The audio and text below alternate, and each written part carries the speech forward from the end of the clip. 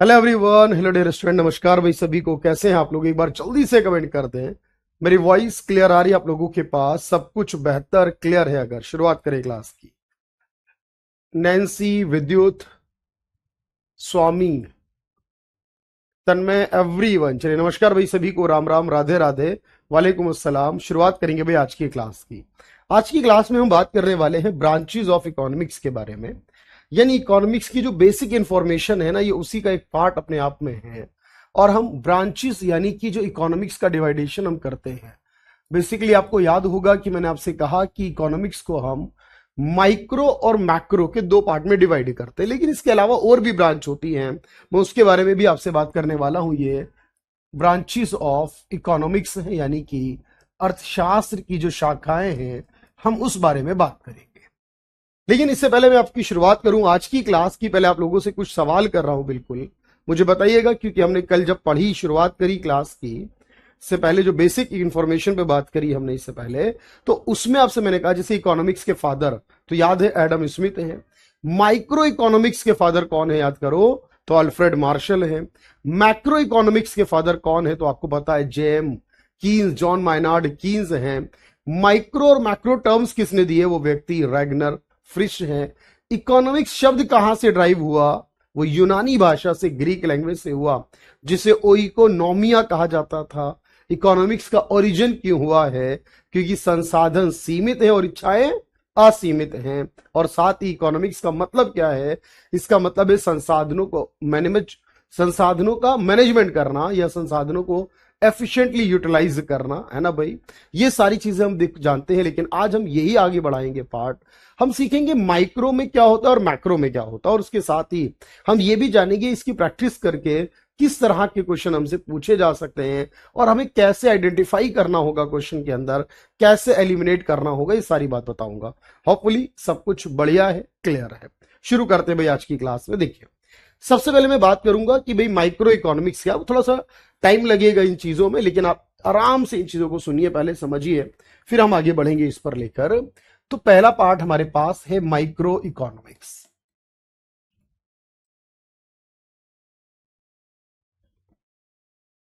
जिसे हम व्यष्टि कहते हैं हिंदी में, या सूक्ष्म भी कहते हैं एक्चुअल में, व्यष्टि या सूक्ष्म अर्थशास्त्र। एक जनरल पॉइंट ऑफ व्यू से अगर मैं आपसे पूछूं कि बताओ माइक्रो किसे कहते हैं, किसी भी ना छोटी चीज को माइक्रो कहा जाता है, छोटी चीज। अब छोटी क्या चीज है, देखो यहां पर जब हम कोई भी स्टडी करते हैं एट इंडिविजुअल लेवल, यानी इकोनॉमिक्स का कोई एस्पेक्ट है जिसको हम इंडिविजुअल लेवल पर डिस्कस करते हैं। इंडिविजुअल का मतलब है किसी एक के बारे में, छोटे के बारे में, एट इंडिविजुअल लेवल, यानी हिंदी में कहूं तो व्यक्तिगत स्तर पर अध्ययन, व्यक्तिगत स्तर पर अध्ययन।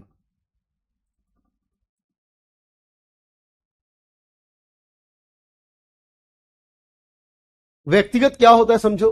देखो, जब हम कोई स्टडी कर रहे हैं, मान लीजिए किसी पर्सन के बारे में, मतलब कोई एक व्यक्ति है, हम उसके रिगार्डिंग कोई बात कर रहे हैं कि इस व्यक्ति ने ये काम किया, तो किसी व्यक्ति से बारे में बात हो, बात किसी कंपनी के बारे में हो कि हमने कहा इस कंपनी के द्वारा कोई भी काम किया गया, उस कंपनी के द्वारा कोई काम किया गया हो। और कंपनी को ही फर्म भी कहते हैं, याद रखना, तो कंपनी या फर्म के बारे में हो, कंपनी या फर्म के बारे में। या कोई बात जैसे किसी इंडस्ट्री के बारे में हो, किसी उद्योग के बारे में, उससे रिलेट करती हो, तो उद्योग से संबंधित भी माइक्रो में आती है।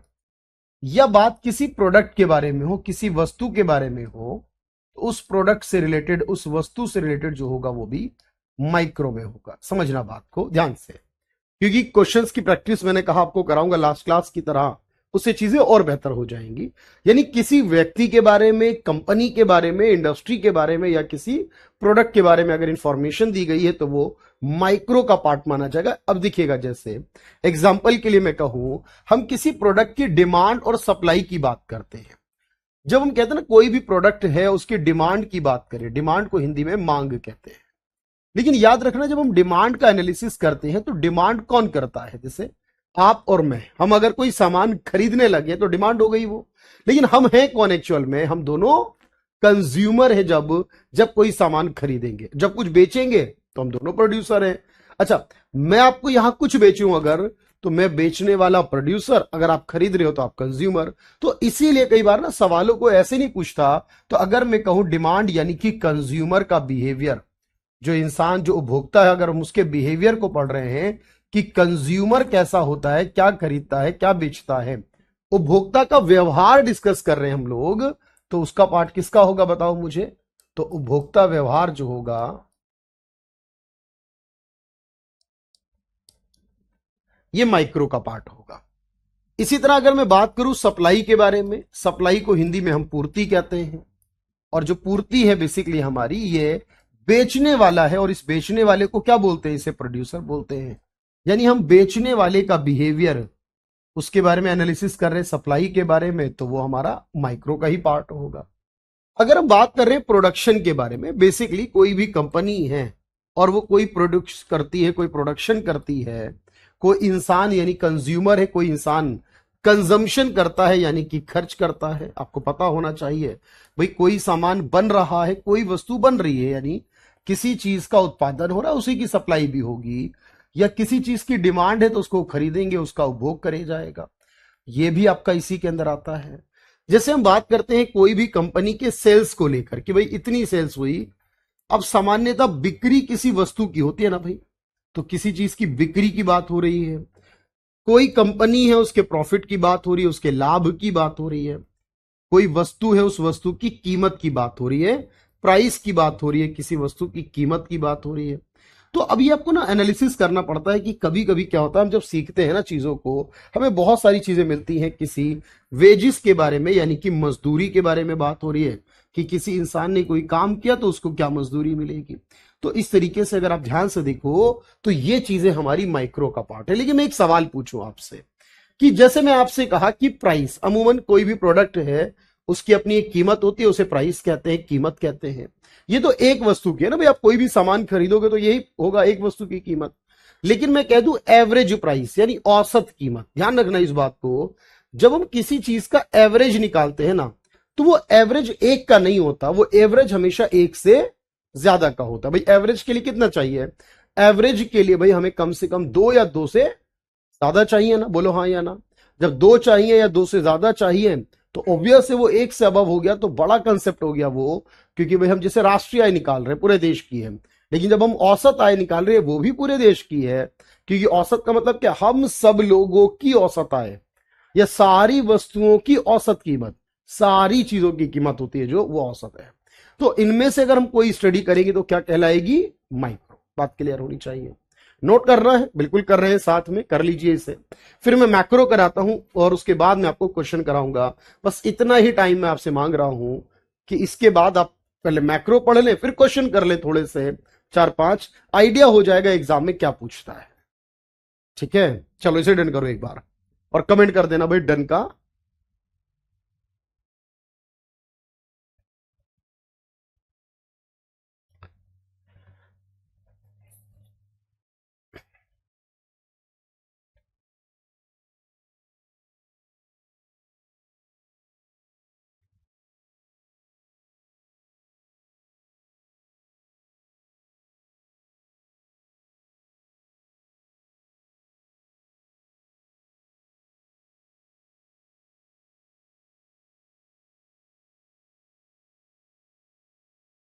चलिए अब मैं आगे बताता हूं, अगला वाला समझिए पहले मैक्रो इकोनॉमिक्स क्या है। देखिए जब हम बात मैक्रो की करेंगे, क्योंकि इसमें थोड़े ज्यादा ऑप्शंस हैं हमारे पास, देखेंगे भाई मैक्रो इकोनॉमिक्स यानी हिंदी में इसे कहते हैं समष्टि या व्यापक अर्थशास्त्र। समष्टि यानी कि ज्यादा चीजों को जोड़कर पढ़ें, समष्टि या व्यापक अर्थशास्त्र।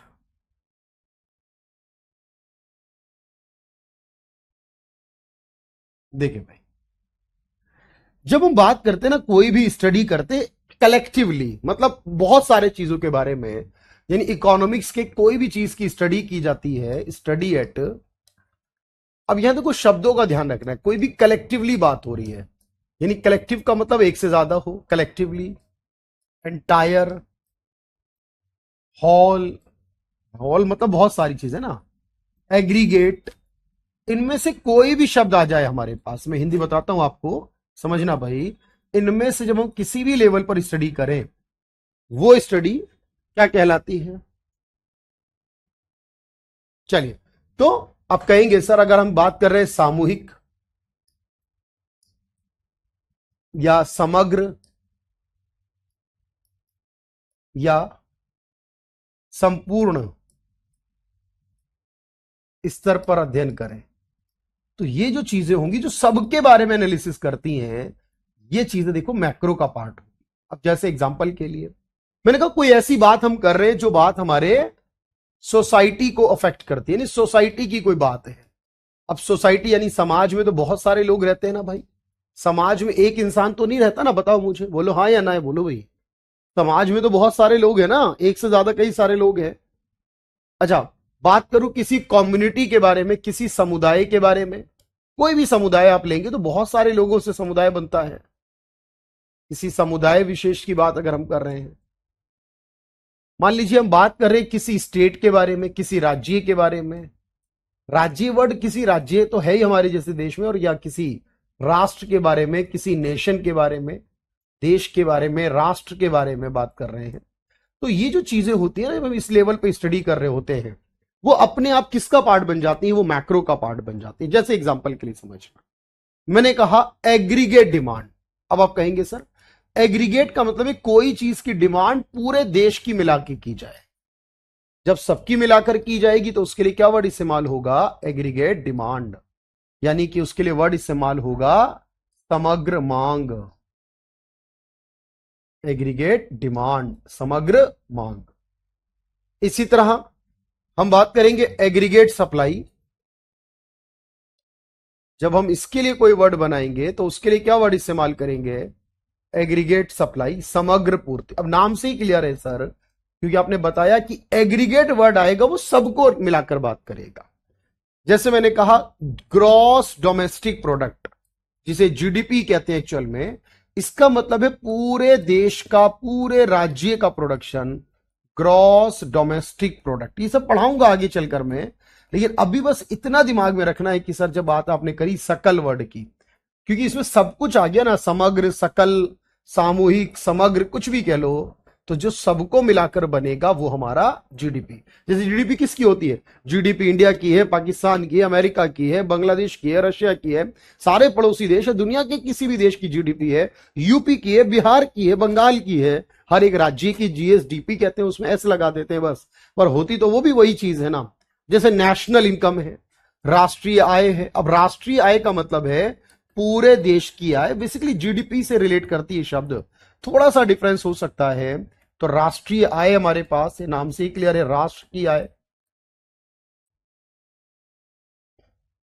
अब यहां ये बात याद रखना, पर कैपिटा इनकम या एवरेज इनकम, क्योंकि होता यही है ना कि प्रति व्यक्ति या औसत आय।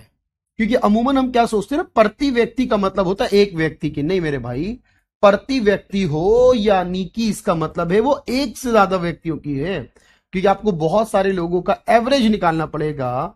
तो प्रति व्यक्ति या औसत आय, ध्यान रखना, औसत वर्ड हमेशा, मैं बार बार इस पर हाईलाइट कर रहा हूं, क्यों कर रहा हूं अभी क्वेश्चन दिखाऊंगा मैं आपको। औसत आय, जैसे मैंने कहा आपसे औसत कीमत, सिर्फ कीमत कह दूं तो किसी वस्तु की होगी, लेकिन जब मैं एवरेज लगा दूं उस कीमत में तो वो हमेशा औसत कीमत होगी, एक से ज्यादा की होगी, औसत कीमत हो जाएगी।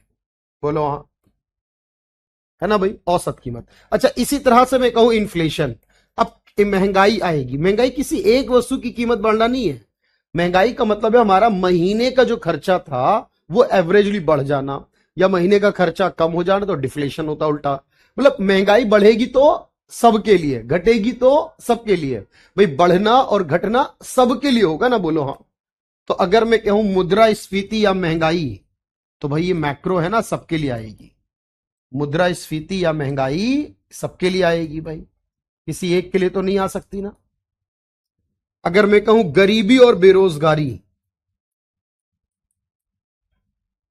पॉवर्टी हो, अनएम्प्लॉयमेंट, मतलब रोजगार या बेरोजगारी, बात तो एक ही है ना भाई। अब मैं कह रहा हूं इतने अमीर है, इतने गरीब हैं, तो अमीरी और गरीबी, तो जो गरीबी है, निर्धनता है, या जो रोजगार या बेरोजगारी है, या जैसे मैं कहूं इकोनॉमिक ग्रोथ एंड डेवलपमेंट, क्योंकि जब हम ग्रोथ कहते हैं ना उसका मतलब हमारी इकोनॉमी की, मैंने क्या बताया था लास्ट टाइम पहली क्लास में, क्या पढ़ रहे थे हम, इकोनॉमी हमारा भारत है। अब भारत का विकास हो रहा है तो भारत तो देश हो गया ना, और देश किस में आता है, बोलो भाई, देश किस में है, मैक्रो में है। तो इसीलिए इकोनॉमिक ग्रोथ और डेवलपमेंट टर्म अगर हम लेते हैं, आर्थिक समृद्धि व विकास अगर शब्द लेते हैं,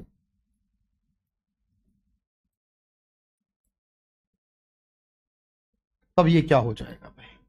देखो ये करना बहुत जरूरी होता है, आप कोई भी एग्जाम दो, बेसिक करना, ये बेसिक का ही एक पार्ट है। हम इसको अलग चैप्टर कह लें ना कहें, टॉपिक बना दें, कुछ भी कर ले, उससे फर्क नहीं पड़ता, कंटेंट का होना जरूरी है। तो ब्रांचेस के अंदर लगभग हमें यह बात पता हो कि जब हम इसको डिवाइडेशन करें, हम इसका क्लासिफिकेशन करें, तब हमें यह पता हो कि कौन कौन सी चीज किस कैटेगरी में आती है। तो होपफुली ये बात आपको समझ में आ रही होगी मेरी। अच्छा, इसमें आपको बहुत अच्छे से ये बात क्लियर होनी चाहिए पहले तो, कि जब हमने ब्रांचेस के बारे में देखा कि क्या कुछ कहलाएगा किसके अंदर, ग्रोथ, डेवलपमेंट, इनकम, एवरेज, गरीबी, बेरोजगारी, हर एक चीज जब हम कोई भी कंट्री के रेस्पेक्ट में बात करेंगे तो वो हमारा क्या हो जाएगा, वो मैक्रो। एक बार डन करें, पहले मैं क्वेश्चन कराऊंगा। मुझे पता है आप लोग बहुत बेचैन रहते हैं ना क्वेश्चन के लिए, पिछली क्लास में भी दिख रहा था मुझे। चलिए मैं क्वेश्चन कराऊंगा इसके लिए, लेकिन मैं आपसे कहूंगा पॉइंट को बहुत ध्यान से देखना। नोटबुक आपके पास अभी है, अभी शुरुआत करी हमने क्लास की, उसको आप पहले फोकस करिएगा पूरा, और उसके बाद क्वेश्चन को करके आंसर कीजिएगा मुझे। जहां पर भी क्वेश्चन पढ़ते समय बहुत ध्यान से देखना होगा सवाल में क्या कहा गया। जैसे इस सवाल को पढ़िए आप मेरे साथ, क्या कह रहा है, निम्नलिखित में से कौन सी अर्थशास्त्र की वह शाखा है जो, हाईलाइट कर देता हूं, जो पूरे समुदाय,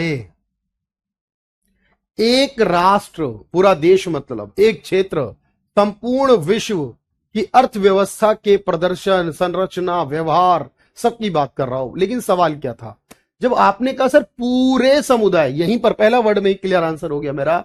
जब मैंने कह दिया economy of the entire, economy of the entire community, सबकी बात हो गई, क्या होगा, जो सबकी बात होगी वो मैक्रो होगा भाई, जो एक की बात होती है तो माइक्रो होता है। सवाल है मैक्रो इकोनॉमिक्स किससे जुड़ी होगी, मैक्रो मतलब मैक्रो का मतलब बड़ा है, ज्यादा है, सबका बात हो रही है, इस तरह से देखो जरा। ऑप्शन आपके सामने है, हिंदी में भी उन्होंने देखो मैक्रो इकोनॉमिक्स ही लिख कर दिया। कई बार हिंदी के शब्द इंग्लिश से ही मैच कर जाते हैं, उससे कोई फर्क नहीं, पर इसे हम मैक्रो कहें, समष्टि कहें, व्यापक कहें, कोई फर्क नहीं पड़ता ना। क्या लगता है आपको, प्राइस ऑफ इंडिविजुअल गुड्स, ये हो सकता है क्या, इंडिविजुअल तो एक होता है ना, इंपॉर्टेंट रेदर देन ट्राइबल, मतलब जो अच्छे नहीं है उनकी बात करना, उससे इंपॉर्टेंट की बात। हाउ इंडिविजुअल मार्केट, एक बाजार कैसे चल रहा है, एक बाजार, the economy as a whole, word आ गया देखो, मैंने कहा ना ढूंढना पड़ा मुझे, होल वर्ड, मैंने कहा पूरी इकोनॉमी को एज ए होल, संपूर्ण, समग्र, सबकी बात हो गई। तो जब सबकी बात हो गई तो मैक्रो है, बोलो है ना मैक्रो, बताओ मुझे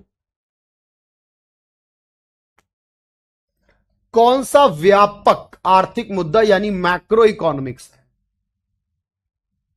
फिर से मैक्रो पूछा है, लेकिन ऑप्शन बदले हुए हैं हर बार। अब की बार बताओ जरा मैक्रो क्या, बिल्कुल सही आंसर आने चाहिए भाई, बिल्कुल सही। अब की बार मैक्रो क्या है, बाजार पर सरकारी नियंत्रण। देखो जहां कंफ्यूज हो ना, अभी रुक जाओ, आपको लग रहा है मतलब लिटिल बिट इधर उधर हो रहा है, अभी थोड़ा सा रुको, अगला ऑप्शन देखो, मतलब पहले चारों देख लो, फिर कॉन्फिडेंस होकर बताओ सबसे इंपॉर्टेंट क्या हो सकता है। जहां श्योरिटी रुक रही है, कम हो रही है, मतलब पता नहीं सही है गलत है, तो रुक जाओ, आगे चलो। कि कौन से कारक ऑटोमोबाइल की कीमत, सॉफ्टवेयर उद्योग, उद्योग एक होता है ना भाई, उद्योग क्या है भाई, उद्योग तो माइक्रो है ना, कोई भी चीज की ऑटोमोबाइल या उसकी किसी भी कीमत माइक्रो है। आप इसमें कंफ्यूज होगी सर सरकार, लेकिन टोटल एम्प्लॉयमेंट नेशन वाइड, देश भर में, अब पूरा देश क्या होता है बताओ, पूरा देश मैक्रो होता है, पूरा देश मैक्रो होता है सर। जरा देखो कौन सा मैक्रो इकोनॉमिक प्रॉब्लम है, मैक्रो इकोनॉमिक है, फिर से मैक्रो पूछा है, फिर ध्यान लगाओ, फिर सोचो।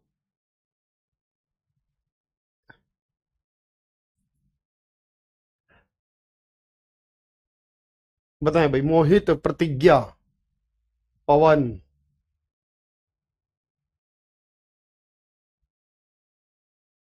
चलिए भाई, नैन्सी, एवरीवन बताते रहिए।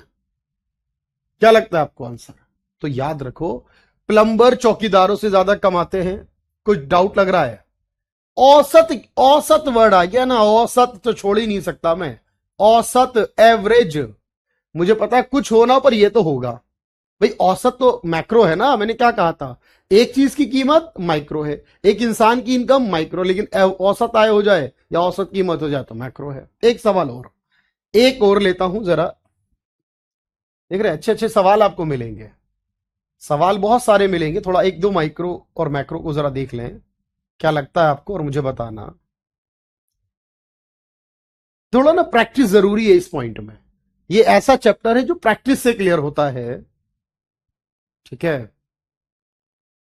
राष्ट्रीय दृष्टिकोण से क्या सूक्ष्म दृष्टिकोण को दर्शाता है? क्या है इनमें जो सूक्ष्म की बात करता है, सूक्ष्म दृष्टिकोण को दर्शाता है?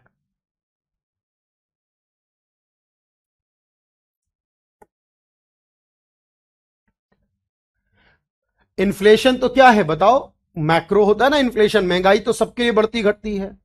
प्रति व्यक्ति आय मैक्रो होता है सर, सबके लिए होता है प्रति व्यक्ति आय। अनएम्प्लॉयमेंट सबके लिए होता है, बेरोजगारी की बात करना, रोजगार बेरोजगारी। किसी कंपनी की स्टडी करना कि उसकी सेल्स कितनी है। कोई भी कंपनी हो, टिस्को क्या है देखो मैं बता दूं। टिस्को का मतलब है Tata iron and steel corporation. मतलब एक कंपनी, सीधी सी बात है, टाटा की एक कंपनी, आयरन और स्टील की कंपनी। पर कंपनी मैंने कहा कोई सी हो, उसकी सेल्स, उसका प्रॉफिट, उसकी लागत, उसकी बिक्री क्या है, उसका रेवेन्यू क्या, उसकी इनकम क्या है उस कंपनी की, तो सारी चीजें माइक्रो होती है हमेशा।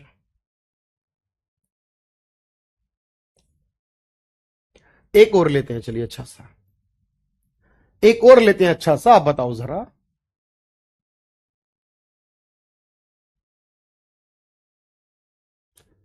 देखो पहला वर्ड क्या कह रहा? व्यक्तिगत निर्णय, इंडिविजुअल्स, बिहेवियर ऑफ इंडिविजुअल।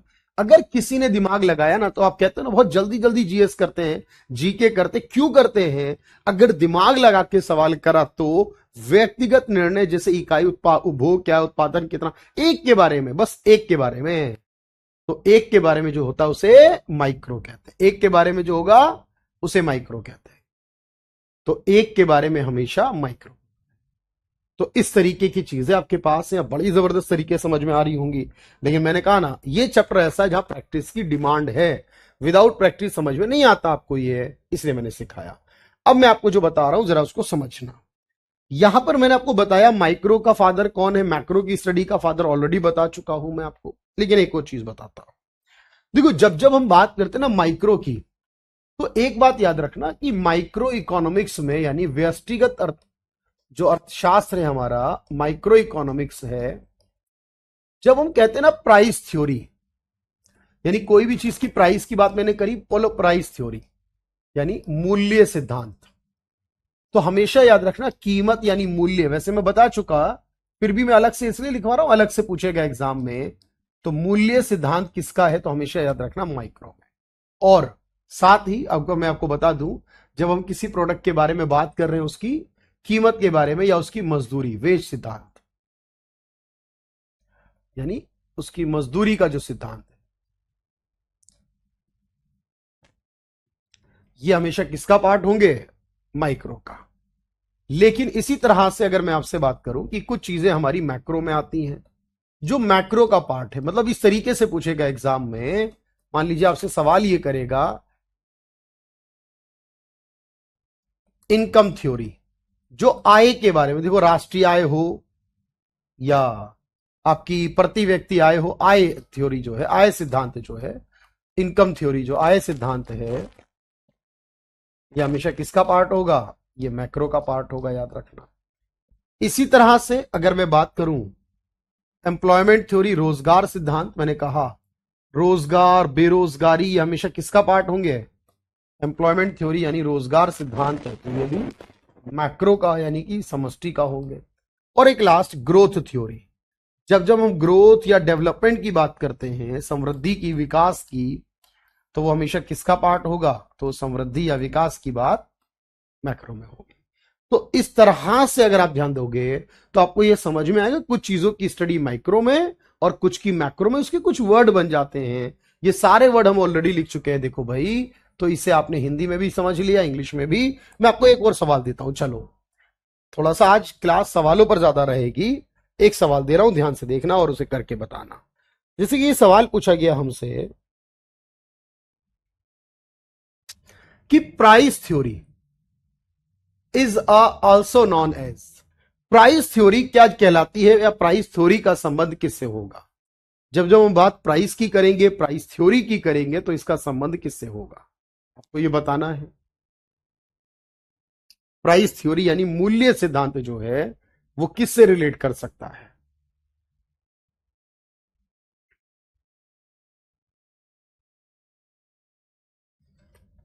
तो देखो, प्राइस के बारे में जो बात है, मैंने क्या बताया आपको, माइक्रो के बारे में होगी ना भाई। प्राइस के बारे में बात किसके लिए होगी? माइक्रो के लिए होगी। अच्छा, जैसे कि मैंने कहा, इनकम, आय और रोजगार वाला सिद्धांत किसका पार्ट है? देखो, ये सब सवाल हमारे पास हैं।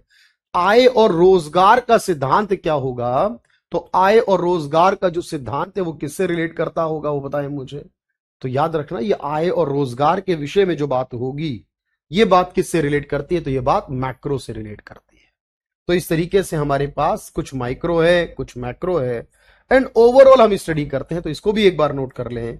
कुछ मिस है तो बताएं मुझे, सारी चीजें लगभग क्लियर होंगी।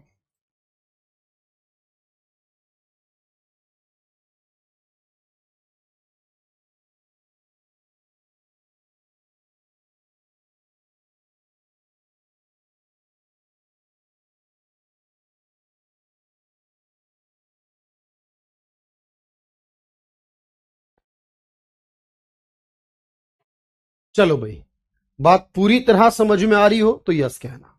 अच्छा, एक और ब्रांच समझ, देखो हम क्या करना होता है ना, कभी कभी ना, देखो ऐसा तो नहीं कि एग्जाम में वो हमेशा एक जैसा ही रखता है चीजों को, कई बार कुछ चीजों में बदलाव करता है। मैं आपको एक बात और समझाऊं। जैसे आपने ये पढ़ा कि हमारे पास ये दो चीजें हैं, ऐसी एक दो इकोनॉमिक्स और है। देखो, हमारे पास एक इकोनॉमिक्स आती है जिसे हम कहते हैं पॉजिटिव इकोनॉमिक्स, और एक आती है जिसे कहते हैं नॉर्मेटिव इकोनॉमिक्स। अब ये पॉजिटिव क्या है और ये नॉर्मेटिव क्या है, और इनसे क्या सवाल बन सकता है? और एक इसके अलावा और है जिसे एनवायरमेंटल भी कहते हैं। पहले मैं आपको समझा दूं। देखो मेरे भाई, याद रखना, एक होती है जो पॉजिटिव इकोनॉमिक्स। इसमें क्या होता है कि जब हम बात करते हैं ना कि देश में क्या है, जैसे एग्जांपल समझना, जब मैं कहता हूं ना क्या है, अब क्या है का क्या मतलब है बताओ? इसका मतलब है क्या है देश में, और एक मैं बोलता हूं क्या होना चाहिए। अब जरा समझना ध्यान से, क्या होना चाहिए। जब मैं कहता हूं क्या होना चाहिए, यानी वो उस स्थिति जो है नहीं अभी, बट हम चाहते हैं कि ऐसी सिचुएशन हो, आइडियल सिचुएशन हो। यानी सर, क्या है का मतलब ये रियलिटी है, रियल है, और क्या होना चाहिए ये हमारा आइडियल है कि ऐसा चाहते हम हो। अब मैं आपसे कहूं, जैसे देश में गरीबी है, देश में बेरोजगारी है, लेकिन आप कहेंगे सर ये है, सरकार को बेरोजगारी, गरीबी, महंगाई कम करने के उपाय करने चाहिए। अब ऐसा करना किसको चाहिए? सरकार को चाहिए। या देश में महंगाई नहीं होनी चाहिए, देश में बेरोजगारी नहीं होनी चाहिए, देश में रोजगार होना चाहिए। जब चाहिए लग जाता है ना किसी वर्ड में, तो उसका मतलब वो हो जाती है नॉर्मेटिव इकोनॉमिक्स, और जो क्या है वर्ड है उसका मतलब है पॉजिटिव इकोनॉमिक्स। तो एक शब्द है क्या है और एक शब्द है क्या होना चाहिए, ये दो अलग अलग शब्द हैं। देखो, जब भी आप स्टडी करते हैं, जैसे कि मैं आपको बताऊं एक सवाल के द्वारा, आपको आपको लिखना भी है, समझाऊंगा भी पूरी बात, लेकिन मैं कहता हूं ना, समझ लो पहले ध्यान से। जैसे एग्जाम्पल के लिए समझना, लिखना नहीं, जरा 2 मिनट समझना। मैंने कहा जो बिल्कुल 100% सच बात हो वो, तो पॉजिटिव यानी सकारात्मक। क्या इसमें मतलब है? स्टडी करना, व्हाट इज की स्टडी करना, क्या है का अध्ययन करना, जो 100% सत्यापित तो मतलब हाँ सच बात है, बिल्कुल रियल सिचुएशन है ये। मतलब ये क्या है, देश की रियल कंडीशन कैसी है, वास्तविक स्थिति कैसी है। जैसे देश में गरीबी व बेरोजगारी है, देश में आय असमानता, मतलब कोई अमीर कोई गरीब है, देश में अधिक मुद्रा आपूर्ति, यानी अगर बहुत ज्यादा पैसा हो जाए देश में, सबके पास पैसा हो जाए, तो देश में कीमतें भी बढ़ेंगी, महंगाई भी बढ़ेगी। ये बात 100% सच है। मुद्रास्फीति ज्यादा होगी तो महंगाई भी ज्यादा होगी। और बेरोजगारी एक कारण है गरीबी का, ये बात भी सही है। लोग बेरोजगार है, काम नहीं है, तो गरीब है, पैसा ही नहीं है। तो अब ये बात समझने की जरूरत थी कि क्या है के बारे में है। लेकिन फिर सवाल आता है क्या होना चाहिए। मैं लिखवाऊंगा, 1 मिनट देना मुझे। क्या होना चाहिए, जब मैं ये कहता हूं ना कि आइडियल सिचुएशन में हम जाएं, आदर्श स्थिति को ढूंढ कर लाएं कि क्या होना चाहिए या नहीं होना चाहिए, चाहिए शुड बी और नॉट बी, तो इसे कहते हैं जैसे सरकार को गरीबी व बेरोजगारी दूर करनी चाहिए, देश में आय असमानता नहीं होनी चाहिए, सरकार और आरबीआई को मुद्रास्फीति नियंत्रित करनी चाहिए, भारत सरकार को सभी को खाद्यान्न यानी खाना पीना अनाज उपलब्ध कराना चाहिए। चाहिए ना। अब जो चाहिए ये आइडियल सिचुएशन है, और जो अभी है वो हमारी रियल सिचुएशन है। तो जो चीजें रियल हैं हमारे पास, जो वास्तविक सिचुएशन है, किसी भी समाज की, देश की जो वास्तविक स्थिति, जो 100% सत्यापित है, जो वास्तविक स्थिति है,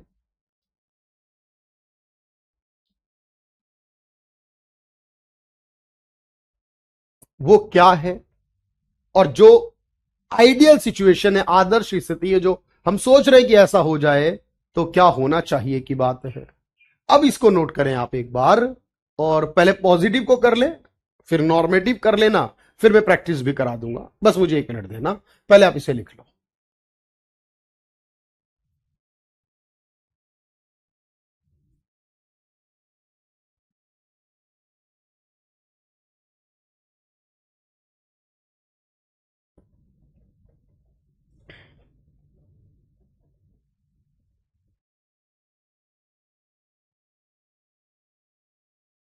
भाई लिख के डन का कमेंट कर देना।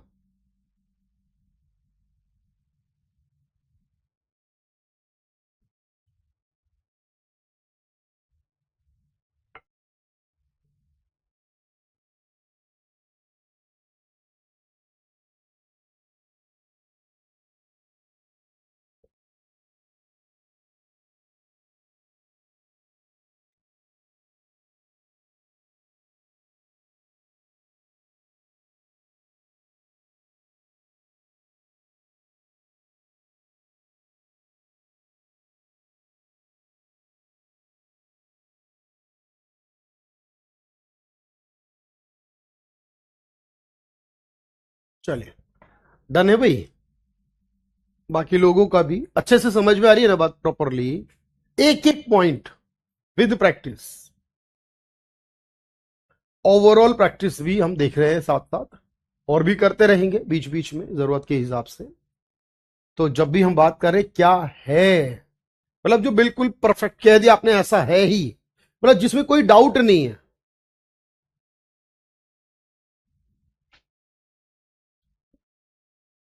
अच्छा, ये वाला लिखना है। नॉर्मेटिव जो होना चाहिए को रिप्रेजेंट कर रहा है कि ऐसी स्थिति होनी चाहिए या ऐसी स्थिति नहीं होनी चाहिए की बात कर रहा है, उसके बारे में।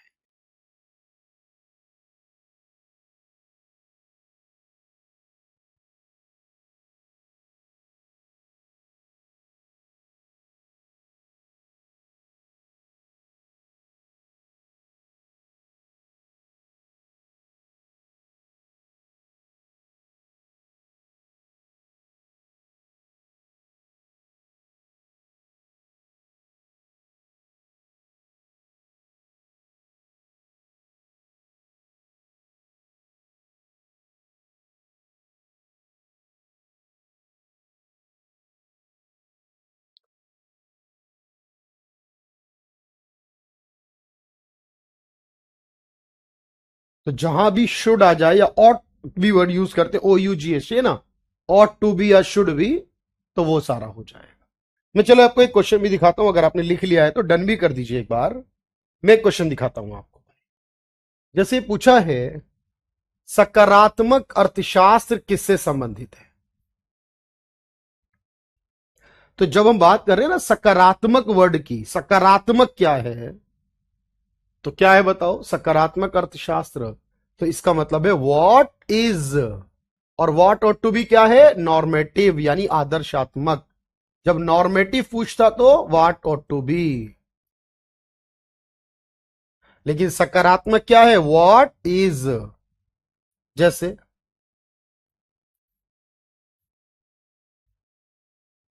मैं एक सवाल लेता हूं, अच्छे से सवाल है, उन सवालों को आपको देखना होता है कि क्या पूछा गया है सवाल में, उसी के हिसाब से हम बात करते हैं कि ये चीज हमारे पास है या ये चीज हमारी होने की बात कर रहा है।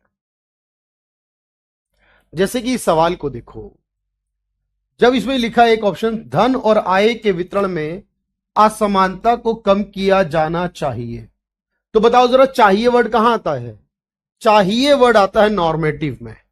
यानी जहां भी आप नॉर्मेटिव का जिक्र करो वहां क्या चाहिए, चाहिए। अच्छा, जहां आप कहो कि अगर मुद्रा आपूर्ति बढ़ेगी तो इससे मूल्य वृद्धि का पता चलता है या पता चलेगा, अब जो नहीं है ही लगे, बात समझ में आएगी तो सर वो पॉजिटिव है, क्योंकि बात वहां ये फिक्स हो रही है ना कि ऐसा होगा। अच्छा, महंगाई अच्छी है या सस्ताई, इसको लेकर डिबेट हो सकती है कि भाई कोई कहे नहीं महंगाई अच्छी है, कोई कहे नहीं महंगाई कम होना अच्छी बात है, तो ये मुद्दा हो गया है, ये 100% सच नहीं हो सकता। ये व्यूज हैं अपने अपने कि किसी के लिए ये अच्छा है, किसी के लिए वो अच्छा है, हर किसी की अपनी राय हो सकती है। लेकिन हमें ये पक्का पता है कि मनी सप्लाई बढ़ गई, मतलब पैसे ज्यादा आ गए, ज्यादा नोट छाप दिया आरबीआई ने, ज्यादा उधार ले लिया सरकार ने, तो महंगाई बढ़ेगी ही बढ़ेगी। इस तरीके से सोचो। तो जब आपने कहा इसमें अगर नॉर्मेटिव पूछता तो सी लगाते, लेकिन उसने तो पॉजिटिव पूछा है तो बी लगा देंगे। ऐसे करके सवाल जब बनते हैं मेरे भाई, तो ये सवाल बड़े जबरदस्त होते हैं अपने आप में और ये सीखने पड़ते हैं। ऐसा नहीं है कि एक दिन में कुछ हो जाएगा, अगर रह गया तो मैं लिखवा देता हूं, कोई बात नहीं भाई, आप इसे करो। देखो, क्लास की लेंथ इंपॉर्टेंट नहीं है, क्लास का कंटेंट इंपॉर्टेंट है, मैं बार बार कहता हूं।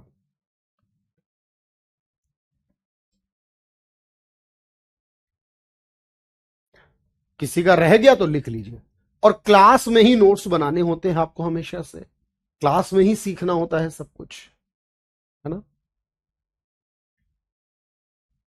एक लास्ट बात और है, देखो एक आता हमारे पास एनवायरमेंटल इकोनॉमिक्स। देखो अभी मैं बात समझना इसको, एनवायरमेंटल इकोनॉमिक्स क्या है।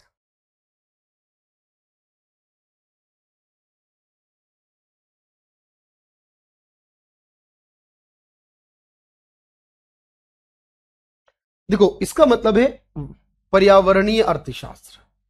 अब इसका मतलब है जो बात पर्यावरण की हो और साथ में अर्थशास्त्र की हो, पर्यावरणीय अर्थशास्त्र। जैसे एग्जांपल के लिए समझना, जब हम कोई भी इकोनॉमिक एक्टिविटी करते हैं, हम कोई भी काम करते हैं, मान लीजिए कोई किसान खेती कर रहा है, अब वो खेती में क्या कर रहा है, केमिकल डाल रहा है, किसान है, फर्टिलाइजर यूज कर रहा है, तो खेती तो हो रही है, उत्पादन, ये इकोनॉमिक्स से खेती उत्पादन आए पैसा, लेकिन उससे हमारी मिट्टी की क्षमता खत्म हो रही है केमिकल डालने से, तो वो क्या है, एनवायरमेंट है। हमने कोई इंडस्ट्री लगाई, उससे उत्पादन बढ़ेगा, एक्टिविटी इकोनॉमिक्स की है, लेकिन उससे क्या होगा, पॉल्यूशन भी तो होगा ना, वो एनवायरमेंट है। मतलब इकोनॉमिक्स को एनवायरमेंट से जोड़ दिया। देखो ध्यान से, मतलब इस सवाल में अगर आप ध्यान से देखो, पहली बात, जब मैंने इकोनॉमिक्स को किससे जोड़ दिया, एनवायरमेंट से जोड़ दिया।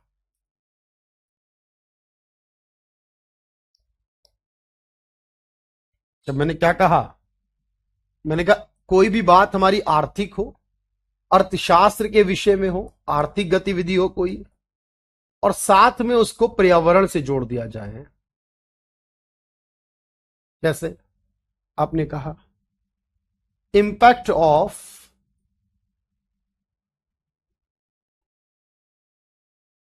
या इसमें देखो स्टडी ऑफ, इंपैक्ट ऑफ, या स्टडी अबाउट कह लो, स्टडी अबाउट लिख लो, अबाउट अच्छा रहेगा ना, study about impact of economic activities. जब आप कोई भी इकोनॉमिक काम करो, इकोनॉमिक गतिविधि करो, क्रिया करो, इकोनॉमिक एक्टिविटीज ऑन एनवायरमेंट,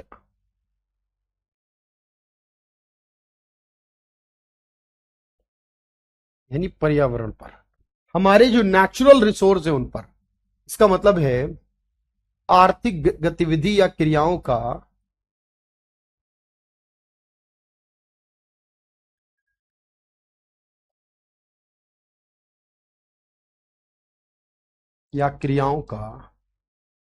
पर्यावरण पर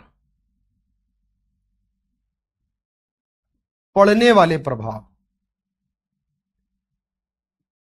तो अगर हम देखो यहां पर ये पढ़ें, ये समझें कि क्या प्रभाव पड़ते हैं हमारे एनवायरमेंट पर, हमारी इकोनॉमिक एक्टिविटीज के, तो उसका स्टडी करना, उसके बारे में अध्ययन करना है, इसलिए प्रभाव का अध्ययन करना, इसे हम एनवायरमेंटल इकोनॉमिक्स का पार्ट मानेंगे, इसको एनवायरमेंटल इकोनॉमिक्स में रखेंगे। अब बताइए कि बात पूरी तरह समझ में आ गई। तो आज हमने पढ़ा है micro, macro, positive economics, normative economics और एनवायरमेंटल। आपके लिए ये 5 टाइप की जो इकोनॉमिक्स हैं, जो 5 ब्रांचें हैं ना इकोनॉमिक्स की, काफी है, इनफ है, आपका कोई सवाल इसके बाहर नहीं जाएगा। तो आज हमने कंटेंट क्लास विद प्रैक्टिस भी करी है और हर एक सवाल आपका समझ में आ गया होगा। एक बार अपने वैल्यूएबल कमेंट कर दें जरूर। और मैंने कहा है आपसे, इसी तरह हम पढ़ेंगे, सीखेंगे, समझेंगे, हम एक बार करेंगे, बेहतर करेंगे। बार बार आने की, बार बार किसी काम को करने की हमें जरूरत नहीं होनी चाहिए। ठीक है? तो अगर आप इन सब चीजों को करते हुए चलोगे, परफेक्ट तरीके से करोगे ना, तो सारी चीजें होती रहेंगी अपने आप। ठीक है? तो आज के लिए इतना ही रखते हैं, मिलते हैं अगली क्लास में फिर। Thank you everyone, thank you so much, thank you.